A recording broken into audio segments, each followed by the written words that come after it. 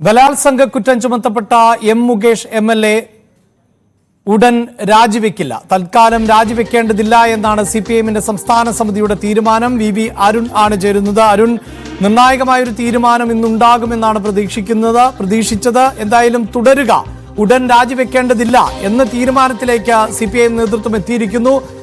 ഏത് പശ്ചാത്തലത്തിൽ അല്ലെങ്കിൽ എന്ത് വിലയിരുത്തലിന്റെ അടിസ്ഥാനത്തിലാണത്? മുകേഷ് ഇപ്പോൾ രാജിവെക്കേണ്ട എന്നാണ് സിപിഎമ്മിന്റെ തീരുമാനം. അതിന് കാരണമായി പറയുന്നത് മുകേഷിനെതിരെ ഏതെങ്കിലും കോടതി തീർപ്പുണ്ടാവുകയോ അല്ലെങ്കിൽ കോടതി നടപടി ഉണ്ടാവുകയോ ചെയ്താൽ മാത്രം അത്തരമൊരു രാജിയിലേക്ക് പോയാൽ മതി. കാരണം കുറ്റാരോപണത്തിന്റെ പേരിൽ മാത്രം രാജിവെച്ചാൽ മന്ത്രിമാർക്കാണെങ്കിൽ അത് തിരിച്ചു വരാനുള്ള അവസരമുണ്ട്. പക്ഷെ ഒരു എംഎൽഎ രാജിവെച്ചാൽ പൂർണ്ണമായും ആ രാജി അംഗീകരിക്കപ്പെടും. പിന്നീട് തിരിച്ചു വരണമെങ്കിൽ അടുത്ത തെരഞ്ഞെടുപ്പിലൊക്കെ മത്സരിച്ച് മാത്രമേ വരാൻ കഴിയൂ. മന്ത്രിമാർക്ക് ഒരു രാജിയുടെ പേരിൽ തിരിച്ചു വരാൻ കഴിയുന്ന പോലെ എംഎൽഎമാർക്ക് കഴിയില്ല. അതുകൊണ്ടാണ് അത്തരമൊരു രാജി വേണ്ട എന്ന് സിപിഎം തീരുമാനമെടുക്കുന്നത്.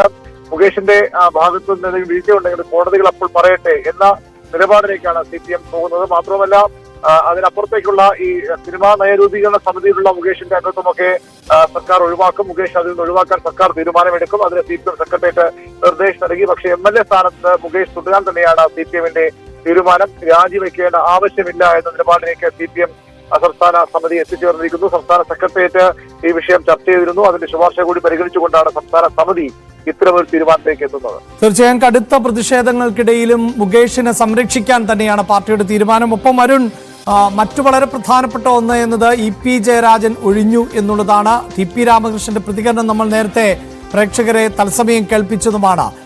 ഈ വിഷയത്തിൽ ഏത് തരത്തിലുള്ള ചർച്ചകൾ ആണ് നടന്നത് എന്നാണ് മനസ്സിലാക്കേണ്ടത്?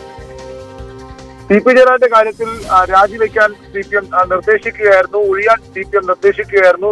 രാജിയല്ലാതെ ഇ.പി. ജയരാജന് മറ്റു വഴികൾ ഇല്ലായിരുന്നു. അതുകൊണ്ടാണ് അദ്ദേഹം ഇന്ന് കണ്ണൂരിലേക്ക് മടങ്ങിയത്. ഇ.പി. ജയരാജനെ എൽ.ഡി.എഫ് കൺവീനർ സ്ഥാനത്ത് മാറ്റാനുള്ള തീരുമാനം നമ്മൾ നേരത്തെ റിപ്പോർട്ടിൽ വ്യത്യസ്തമായി ഇ.പി. ജയരാജൻ രാജിവെച്ച് ഒഴിയുകയായിരുന്നില്ല. പകരം പാർട്ടി തീരുമാനിക്കുകയായിരുന്നു കൺവീനർ സ്ഥാനത്ത് ഇ.പി. ജയരാജൻ മാറണമെന്നുള്ളത്. ഇന്നലെ സെക്രട്ടേറിയറ്റ് തീരുമാനം എടുത്തിരുന്നു. ആ സെക്രട്ടറി തീരുമാനം ഇന്നത്തെ സംസ്ഥാന സമിതിയിൽ എം.വി. ഗോവിന്ദൻ അവതരിപ്പിച്ചു. ഇ.പി. ജയരാജനെ ഇടതുമുന്നണി കൺവീനർ സ്ഥാനത്ത് മാറ്റാൻ തീരുമാനമെടുത്തിരിക്കുന്നു. ഒരുപക്ഷെ ഇന്നത്തെ വാർത്താ സമ്മേളനത്തോടൊപ്പം നൽകുന്ന വാർത്താക്കുറിപ്പിലും അക്കാര്യം സിപിഎം അറിയിക്കും. അതൊരു നടപടിയായി തന്നെ കാണേണ്ടി വരും. ഇ.പി. ജയരാജൻ അങ്ങനെ നമ്മൾ നേരത്തെ റിപ്പോർട്ട് ചെയ്ത പോലെ, നമ്മൾ നേരത്തെ വിവരം ലഭിച്ചതുപോലെ ഇ.പി. ജയരാജനെ അങ്ങനെ രാജിവെച്ചൊഴിയാൻ അവസരം കൊടുക്കുകയായിരുന്നില്ല സിപിഎം. പക്ഷേ അതിന് പകരം നടപടി എടുക്കുക തന്നെയായിരുന്നു. അത് സംഘടനാ നടപടിയല്ല, പകരം ഇത്തരത്തിൽ കൺവീനർ സ്ഥാനത്ത് മാറ്റിക്കൊണ്ട നടപടിയാണ് ഇ.പിക്കെതിരെ ഉണ്ടായിട്ടുള്ളത്. അതുകൊണ്ട് തന്നെ മറ്റ് സംഘടനകൾ ഏതെങ്കിലും തരം താഴ്ത്തലോ അതുപോലെ നടപടികളിലേക്ക് കടക്കില്ല. പകരം മുന്നണി കൺവീനർ സ്ഥാനമാണ് ഇ.പി. നഷ്ടമായിരിക്കുന്നത്. ഈ പ്രകാശ് ജാവ്ദേക്കറുമായുള്ള കൂടിക്കാഴ്ചയുടെ പേരിൽ ഇ.പി. ജയരാജന്റെ കൺവീനർ സ്ഥാനത്ത് നിന്ന് മാറ്റാൻ തന്നെയാണ് സിപിഎമ്മിന്റെ തീരുമാനം. കടുത്ത നടപടിയായി തന്നെ ഇതിനെ കാണേണ്ടതുണ്ട്. റൈറ്റ്, അതാണ് ഇ.പി. ജയരാജന് ഒഴിഞ്ഞു പോകാനുള്ള അവസരമല്ല നൽകിയത്.